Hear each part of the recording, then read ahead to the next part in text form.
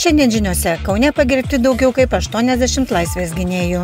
Sinkevičius išrinktas Žaliųjų frakcijos Europos parlamente vicepirmininku, o Skvernelis žada nemokamai pamaitinti visus Lietuvos vaikus.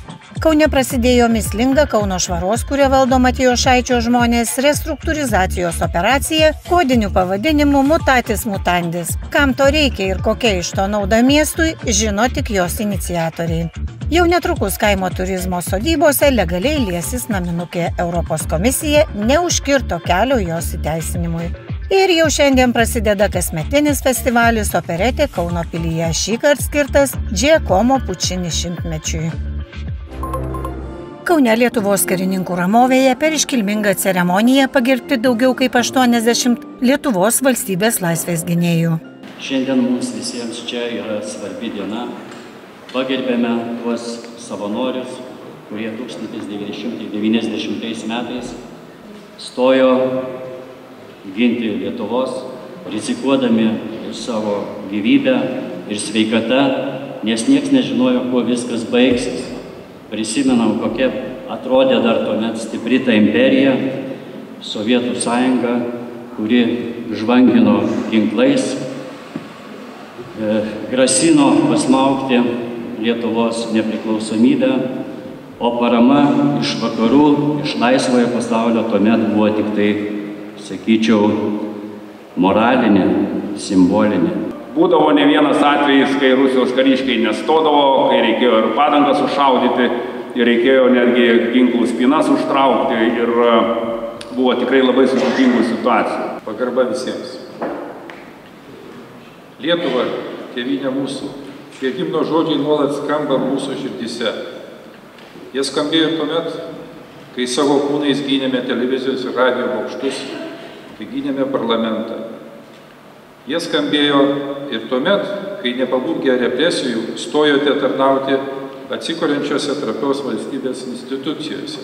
Laisvės gynėjo teisinio statuso pažymėjimai ir Lietuvos gynėjo ženklai įteikti valstybės dienos proga. Seimas 2021-aisiais priėmė Laisvės gynėjo teisinio statuso įstatymą ir numatė, kad jis suteikiamas Lietuvos piliečiams, kurie nuo 1990 metų kovo 11 dienos iki 1991 rugpjūčio 21 dienos, tai yra nuo Lietuvos nepriklausomybės atkūrimo iki pučo Maskvoje Sovietų sąjungos karinės agresijos metu dalyvavo atkuriant Lietuvos valstybingumą ar šalinant grėsmę jos valstybingumui bei vientisumui. Išskirtos 6 gynėjų kategorijos: karys savanoris, aukščiausiosios tarybos apsaugos skyriaus pareigūnas, valstybės saugumo departamento pareigūnas, muitinės departamento pareigūnas, policijos pareigūnas ir Šaulių sąjungos narys. Visi jie 1990-91 turėjo būti prisiekę Lietuvos Respublikai. Jauniausiam tuomet prisiekusiam savanoriui buvo tik 15 metų. Pasak Rezistencijos centro, 1/90 įpusėję savanoris ant prašymo pripažinti laisvės gynėjo kario savanorio teisinį statusą užrašė tokius žodžius, kad reikalui esant ir dabar dalyvautų gynyboje. Laisvės gynėjo teisinio statuso pažymėjimais ir laisvės gynėjo ženklais jau pagerbti 654 žmonės. Į Europos parlamentą išrinktas Demokratų sąjungos vardan Lietuvos atstovas Virginijus Sinkevičius bendru sutarimu išrinktas vienu iš 6 Žaliųjų ir Europos laisvojo alijanso frakcijos Europos parlamente pirmininko pavaduotojų. Tai reiškia, kad jis jau naujame Europos parlamente užims aukščiausią postą iš visų lietuvių. Nepaisant to, opozicinės Demokratų sąjungos lyderis Saulius Skvernelis tikina, kad jei rinkimai į Seimą šiai partijai bus sėkmingi, Sinkevičius dėl ministro portfelio grįžtų į Lietuvą. Savo partiją į Seimą ves pats Skvernelis, penketuke yra Lukas Savickas, Jekaterina Rojaka, Linas Kukuraitis ir Algirdas Butkevičius. Sinkevičius sąraše į Seimą yra 141. Potencialiais koalicijos partneriais Demokratų lyderis nurodė centro kairės politinės jėgas, pirmiausia socialdemokratus. Su konservatoriais šiuo metu koalicijos neįsivaizduotų, tačiau tokiais Skvernelio pareiškimais tiki ne visi. Dar keistesni Skvernelio samprotavimai apie galimą bendradarbiavimą su valstiečiais. Viena vertus jis teigia nematantis problemų, kita vertus mįslingai užsiminė, kad tik tokiu atveju, jeigu svarbus tos partijos sprendimai bus priimami žmonių esančių politikoje. turėdamas omenyje matyt Ramūną Karbauskį, kuris pats eiti į Seimą neketina. Tačiau kaip tai įmanoma, kai Karbauskis yra šios partijos lyderis, turbūt nežino ir pats Skvernelis. Keistokai tokie arogantiški pareiškimai atrodo ir dėl to, kad visuomenės apklausos rodo, jog Skvernelio partijos šansai šį rudenį vyksiančiose Seimo rinkimuose kur kas menkesni nei Karbauskio vadovaujamų valstiečių. Vis dėlto, jeigu patektų į valdančiąją daugumą, skvernelininkai žada pirmiausia įvesti nemokamą maitinimą visiems vaikams, o jei atras pritarančių ir atšaukti konservatorių inicijuotą valstybės tarnybos reformą. Europos komisijoje darbą baigiantis Sinkevičius frakcijos vicepirmininku buvo išrinktas birželio pabaigoje. Ši politinė jėga birželį vykusiuose EP rinkimuose laimėjo 54 mandatus ir bus 6. pagal dydį frakcija parlamente. Sinkevičius Europos komisijoje buvo atsakingas už aplinką, vandenynus ir žuvininkystę. Seimo rinkimai Lietuvoje vyks spalio 13 dieną. Šiuo metu demokratų frakcija vardan Lietuvos parlamente turi 15 atstovų. Vis kiečiau prisikišti kišenes iš valdiškų įmonių norinčių politikų ir jų parankinių išradingumas beribis. Geriausiai tam tinka visokios reorganizacijos, kai reikia jungiama, o kai reikia skaldoma. Ta gudrybė puikiai įvaldžiusi ir centrinė valdžia, ir gudresni merai vietose, o kai kurie gudresni už kitus. Štai pavyzdžiui, Kaune jau prasidėjo procesai kodiniu pavadinimu mutatis mutandis. Ką tai reiškia? Ogi kažką panašaus, kaip keisti, kad keistum. Išvertus iš lotynų kalbos pažodžiui, pakeitus keistinus dalykus su reikiamais pakeitimais. Kaip skelbė portalas Kas vyksta, tas mutatis mutandis įrašytas Kauno savivaldybės politikams skirtame ir viešai paskelbtame aiškinamajame rašte, lydinčiame savivaldybei visų 100% priklausančios uždarosios akcinės bendrovės Kauno švara būsimą pertvarką. Ja ketinama skaldyti į 2 dalis. Iki šiol Kauno miesto savivaldybė deklaruodama, kad taupo viešuosius ir klientų pinigus, mažindama jai pavaldžių įmonių bei įstaigų administracijas ėjo centralizacijos keliu. Jungė iš pradžių ligoninės, kurias netrukus perdavė kitiems steigėjams. Sujungė poliklinikas, tebejungė mokyklas. O štai pelningą šiukšlių sektorių atvirkščiai kažkodėl nuspręsta išskaidyti. Tik ką veiksta antroji įmonė ir kas iš to miestiečiams iš tarybai pateikto dokumento visiškai neaišku. Vis tik dėl šio sprendimo miesto politikai turės apsispręsti jau artimiausių metų, o šiomis dienomis, kai praneša Kas vyksta, sprendimo projektas svarstomas komitetuose. Bėda ta, kad šio klausimo svarstymas šią savaitę ekonomikos ir finansų komitete, kuris vyko nuotoliniu būdu ir buvo transliuotas viešai, paliko dar daugiau neatsakytų klausimų. Projektą pristatinėjusi miesto strateginio planavimo analizės ir programų valdymo skyriaus vedėja Evelina Ravuckaitė negalėjo atsakyti į didžiąją dalį tarybos narių užduotų klausimų. Nepaisant to, sprendimas priimtas vieningo Kauno narių dauguma. Mes nežinom, kas konkrečiai bus atskirta ir kas konkrečiai perės į kitą bendrovę. Jūs pasakėte, kad iš principo bus atskirtos veiklos, kurios nesusijusios su tiesioginė jos veikla.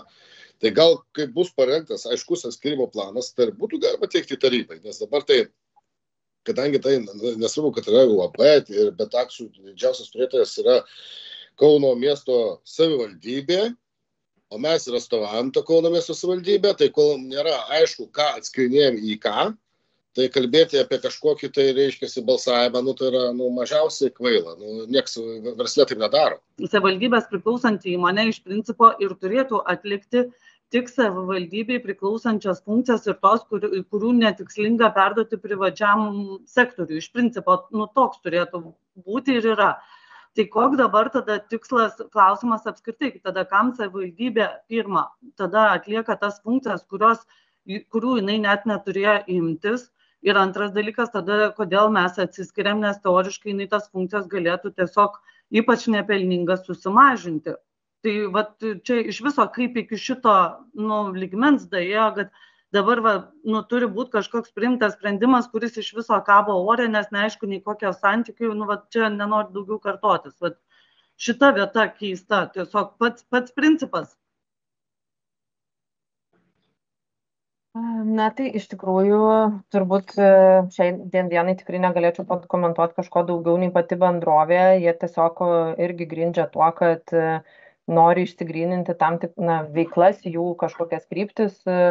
Tai tiesiog toje apimtyje ir įvardinta tiesiog, kad tos, kurios čia neapima savarankiškų savivaldybės funkcijų. O kokia nešama nauda arba vertė šito sprendimo?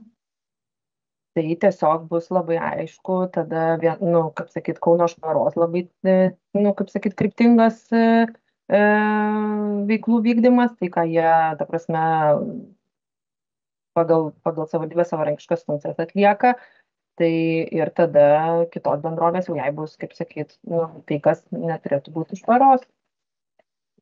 Gerai, Jaunio, dar kartelį. Evelina, aš tada norėjau paklausti, ar grįš šitas planas su patvirtinimu ar gal į tarybą, kad jam reikėtų pritarti?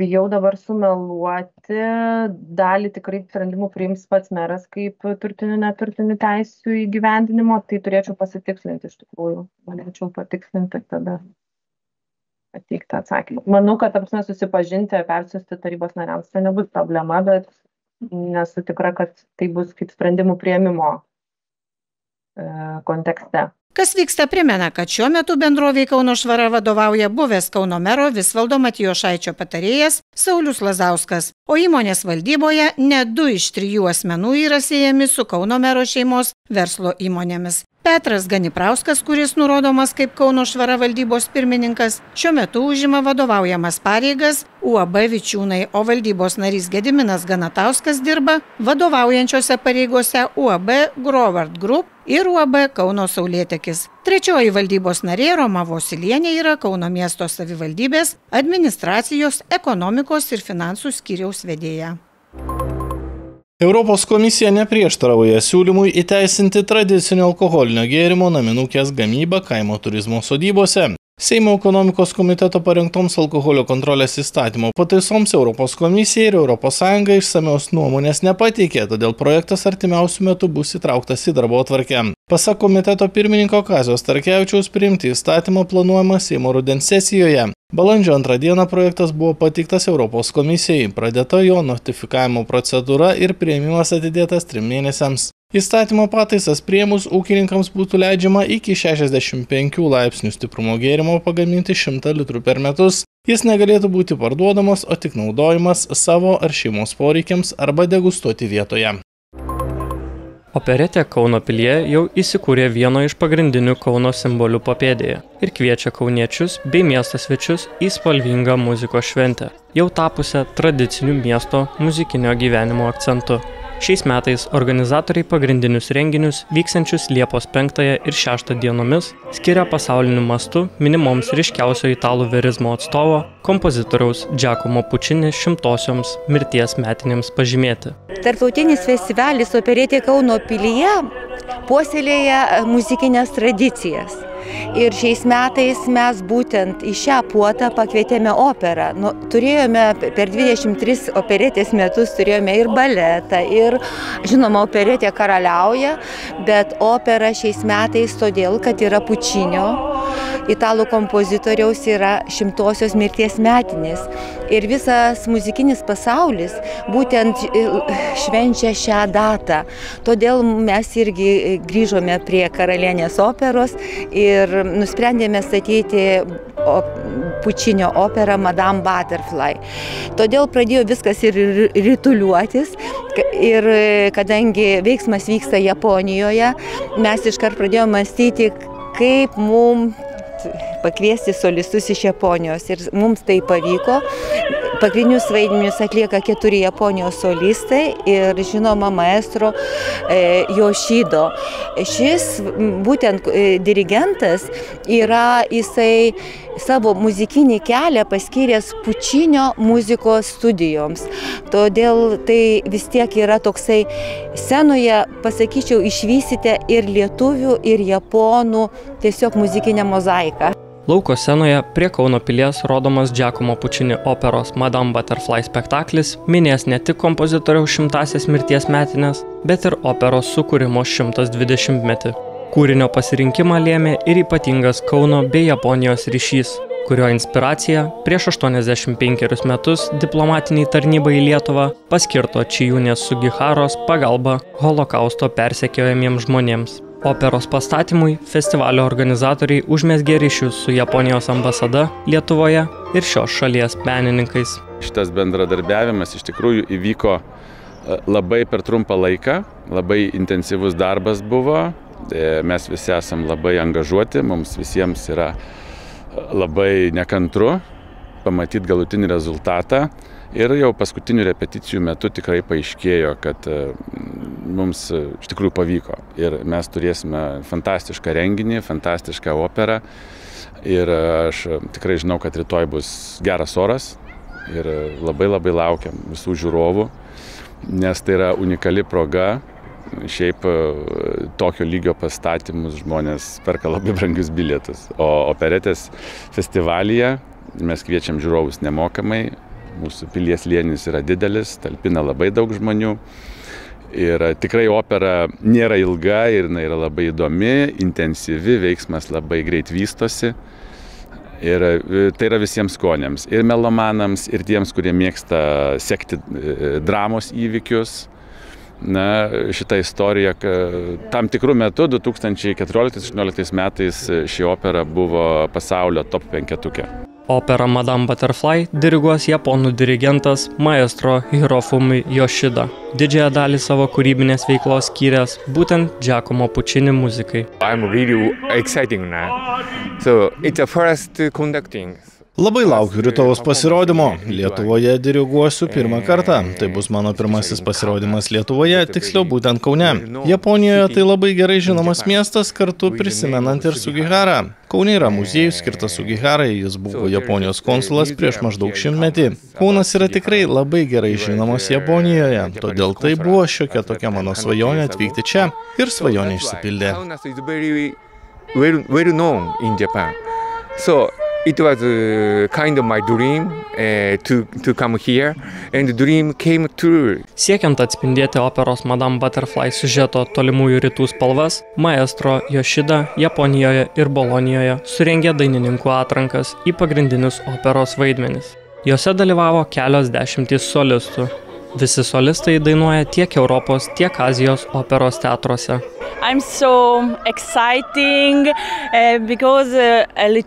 Labai laukiu rytojaus pasirodymo, kadangi Lietuvos ir Japonijos atlikėjai bendradarbiaus siekiant bendro tikslo. Lietuva ir Japonija yra taip toli, bet ta bendrystė, Lietuvos žmonės tokie geraširdiški ir atsidavę. Manau, kad japonai ir lietuviai yra labai panašus, todėl kartu bendrai mes galime pasiekti geriausią rezultatą. Tada aš esu laiminga.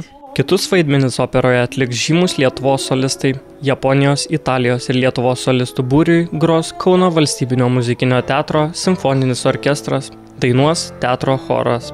Šeštadienį scenoje karaliaus koncertas Opera Gala, Giacomo Puccini ir jo amžininkai. Programoje skambės ne tik Giacomo Puccinio kūriniai, bet ir ištraukos iš kitų žinomų kompozitorių operų. Išskirtinis svečias – italų tenoras Gregori Bonfati. Pagrindiniu šventės akcentu taps 21 valandą vieningai giedamas Lietuvos valstybės himnas.